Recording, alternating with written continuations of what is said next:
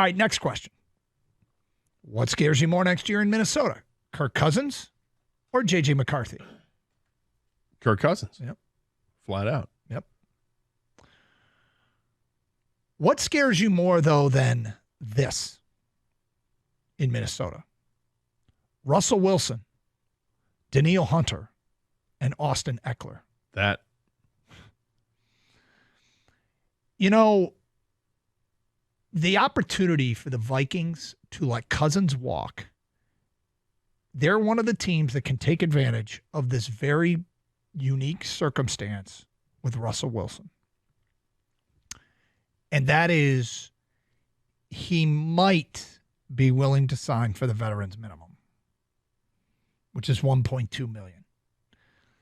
That idea has been floated out there that because he is owed $85 million by the Denver Broncos, actually, he might be owed more than that. That's his cap hit. But he is owed so much money in Denver, which the contract extension he signed doesn't kick in until this year, which is amazing. They signed him to an extension that they literally will never have him play under. So from my understanding, any money he signs for gets subtracted from that $85 million total. Yeah. That Denver is on the hook for in terms of their cap hit, Denver's cap hit. So I think it's 161 guaranteed. So the thought is around the league is, why would you help Denver out by signing a bigger contract?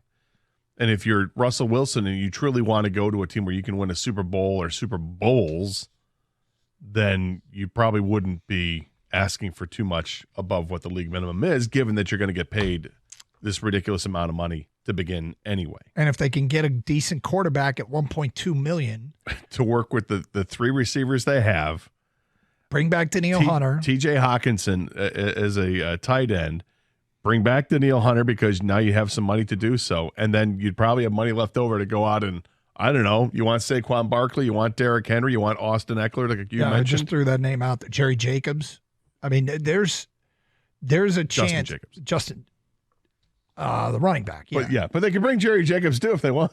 Josh Jacobs. What did I say? I said Justin. I said Jerry. You said Justin. His name is Josh. Yes, it's all the J's. Who's Justin Jacobs? You tell us. I don't know. The hell's that? What happened? At least I know who my guy is. The name that I said that was wrong is at least a person. This is true. My bad. Josh Jacobs. Take two and 3, 2, 1. They could add Josh Jacobs. They could. Yeah. Suffice it to say, there is a unique opportunity that I really don't want Minnesota to take advantage of. I agree. Yep. I'd like them to stay in trouble there. Unable to re-sign one of the most underrated pass rushers in the game, in Danielle Hunter.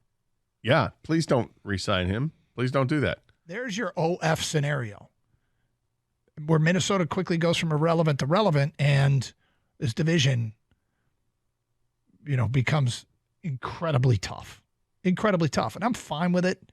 Like, we've gone through years of hoping that the other team sucks so our team could maybe sneak into the playoffs. Now we're good.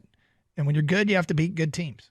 And I'm perfectly comfortable with Green Bay's resurgence. I just don't want Jordan Love to be the next elite quarterback that Green Bay has handed the torch to. I think Chicago has all kinds of resources where if they play their cards right, and there's no evidence that they will, but if they play their cards right, they could get better quickly. And Minnesota, same thing.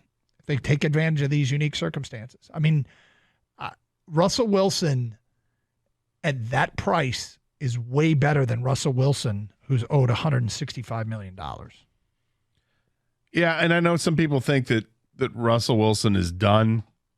And I think it's possible he's done. I don't. I think those people look in what he did 2 years ago with Denver and struggled mightily and did not look good. Well, last year, his touchdown interception ratio was fantastic.